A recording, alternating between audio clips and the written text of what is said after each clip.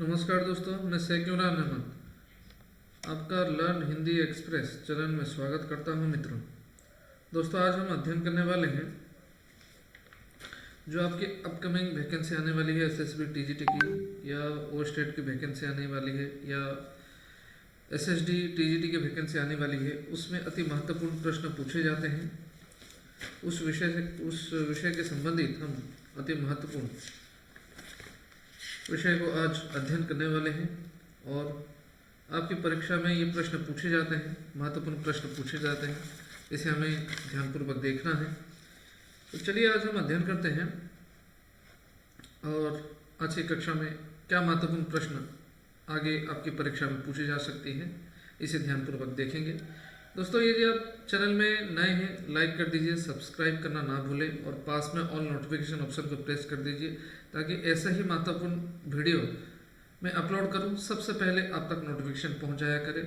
और इस वीडियो के नीचे मैं व्हाट्सएप ग्रुप की लिंक और टेलीग्राम चैनल की लिंक और ट्विटर की लिंक में इस वीडियो के नीचे डिस्क्रिप्शन में दे दूंगा। वहां पर जाकर फॉलो कर लीजिएगा ताकि जो भी महत्वपूर्ण वीडियो से संबंधित या महत्वपूर्ण प्रश्न सबसे पहले मैं वहाँ पर डाल दिया करूँगा। वहाँ से आप जाकर अभ्यास कर सकते हैं। तो चलिए दोस्तों, आज की कक्षा को हम शुरू करते हैं। दोस्तों देखिए, आज हम अध्ययन करने वाले हैं पद विभाग में। हमने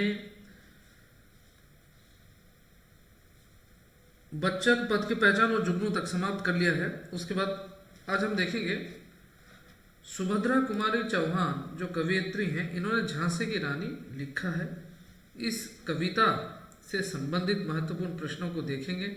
किस तरह आपके आगे जो अपकमिंग आने वाली है एसएसबी टीजीटी की वैकेंसी, उसमें या ओ स्टेट की जो पात्रता परीक्षा है उसमें ये प्रश्न कैसे पूछे जा सकते हैं। ठीक है, सर्वप्रथम देखिए किसमें प्रथम नंबर प्रश्न को ध्यानपूर्वक देखना है और इसका उत्तर देने का प्रयास कीजिए। किसमें फिर से नई जवानी आई? औरत में, यूरोप में, बूढ़े भारत में या अमेरिका में? इस प्रश्न का उत्तर हमें ध्यानपूर्वक देना है। प्रश्न है, इस प्रश्न का उत्तर क्या होगा? बूढ़े भारत में। किसमें फिर से नई जवानी आई? बूढ़े भारत में। ये प्रश्न पूछे जा चुके हैं। हो सकता है आगे भी ये प्रश्न आ जाए। ठीक है, उसके बाद देखिए किसकी कीमत सबने पहचानी थी? गुमी हुई आज़ादी की, व्यक्तित्व की, या असीमता की, या क्रोध की? 2 नंबर का क्या होगा? 2 नंबर का उत्तर है गुमी हुई आज़ादी की। आगे, सन 57 में चमकने वाली तलवार कैसी थी? 3 नंबर का उत्तर क्या होगा? बताइए, नई, तेज, बेकार या पुरानी? 3 नंबर का है डी, पुरानी। ठीक है, उसके बाद देखिए किसके मुंह से कवयित्री ने कहानी सुनी थी? किसके मुंह से कवयित्री ने कहानी सुनी थी? क्योंकि बुंदेलखंड के जो जन निवासी, मतलब बुंदेलखंड के जो रहवासी हैं, निवासी हैं, हर एक प्रत्येक व्यक्ति के मुंह से झांसी की रानी की वीरता की गाथा सभी लोगों के मुंह जुबानी है। तो सुभद्रा कुमारी चौहान ने वहाँ के लोगों से झांसी की रानी लक्ष्मीबाई, उनकी वीरता की गाथा उन्होंने सुनी है। ठीक है, तो यहाँ पर पूछा गया है किसके मुंह से कवियत्री ने कहानी सुनी थी? बताइए इस प्रश्न का उत्तर। याद रखना है बुंदेले हरबोलो, बुंदेले हरबोलो के। किसकी मुंह बोली बहन छबीली थी? कानपुर के नाना, कानपुर के नाना की मुंह बोली बहन छबीली थी। कौन? झांसी की रानी लक्ष्मीबाई। आगे, तलवारों के वार देखकर कौन पुलकित होते थे? तलवारों के वार देखकर कौन पुलकित होते थे? इस प्रश्न का उत्तर हमें देखना है। बताइए, तलवारों के वार देखकर कौन पुलकित होते थे? बंगाली, उड़िया, मराठे या तमिल? 6 नंबर का उत्तर बताना है हमें। यहाँ पे ये उत्तर गलत दी गई है, मराठे होगा। 6 नंबर का सी है मराठे।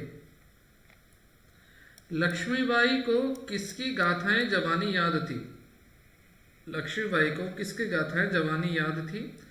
वीर शिवाजी, क्योंकि वीर शिवाजी को रानी लक्ष्मीबाई आदर्श मानती थी, ठीक है, इसीलिए इनकी गाथाएं लक्ष्मीबाई को वीर शिवाजी की गाथाएं जुबानी याद थी, ठीक है। याद रखना है 7 नंबर का, 7 नंबर जो प्रश्न है इसका उत्तर याद रखना है।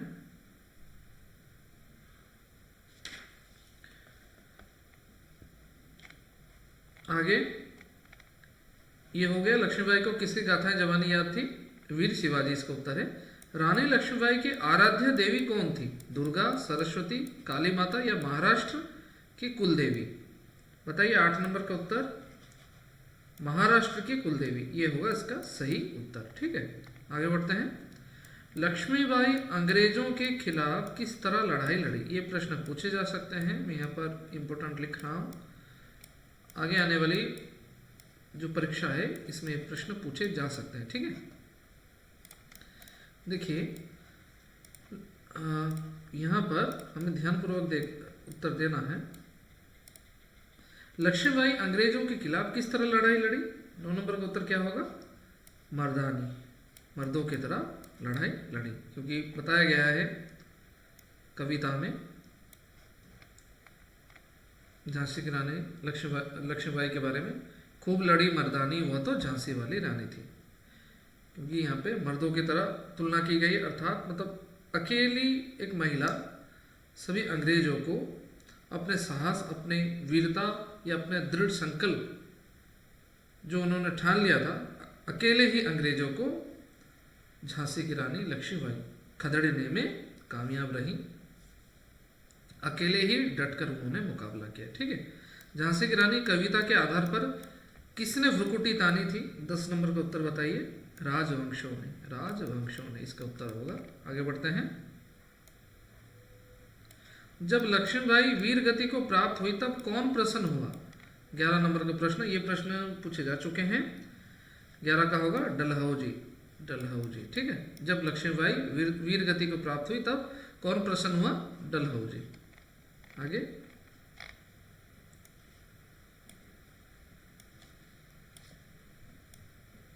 देखिए 12 नंबर प्रश्न का उत्तर बताइए। रानी को जाने के बाद झांसी कैसी हो गई थी?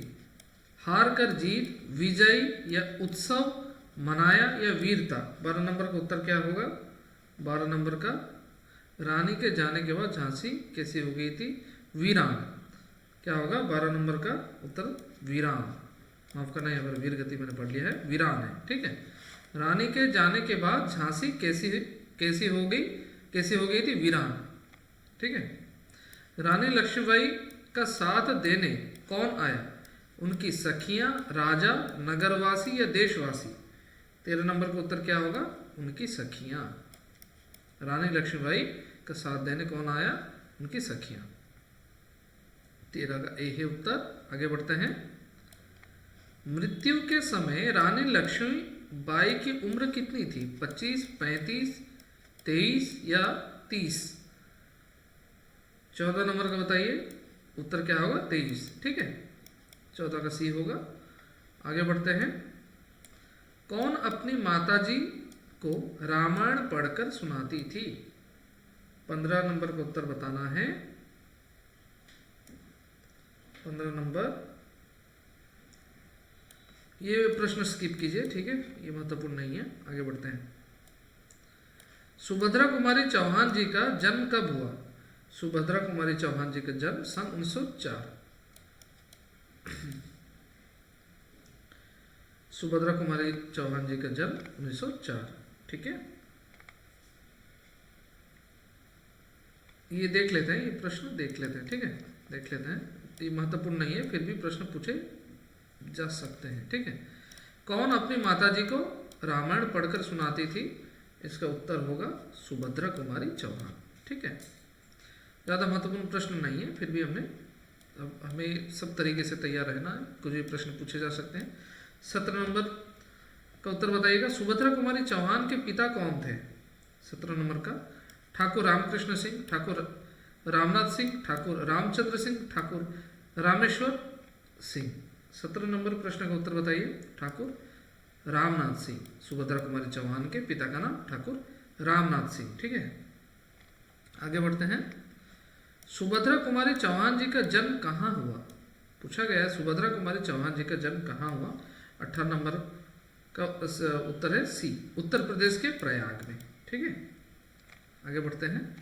सुभद्रा कुमारी की कविता डेज गुण संपन्न है। 19 नंबर का उत्तर क्या है? ओज गुण संपन्न। ठीक है, ओज। आगे बढ़ते हैं। सुभद्रा कुमारी की भाषा डेस है। सुभद्रा कुमारी की भाषा डेस है। ब्रज भाषा, मैथिली, मागधी या खड़ी बोली। 20 नंबर का क्या होगा? खड़ी बोली होगा इसका उत्तर। आगे आज के अंतिम प्रश्न, कौन सा ग्रंथ सुभद्रा कुमारी का नहीं है? यहाँ पर पूछा गया नहीं है। ठीक है, कौन सा ग्रंथ सुभद्रा कुमारी का नहीं है? मुकुल, त्रियायामा, मुकुल, त्रियामा, त्रिधारा या उन्मादिनी। क्या होगा? 21 नंबर का उत्तर बताइए।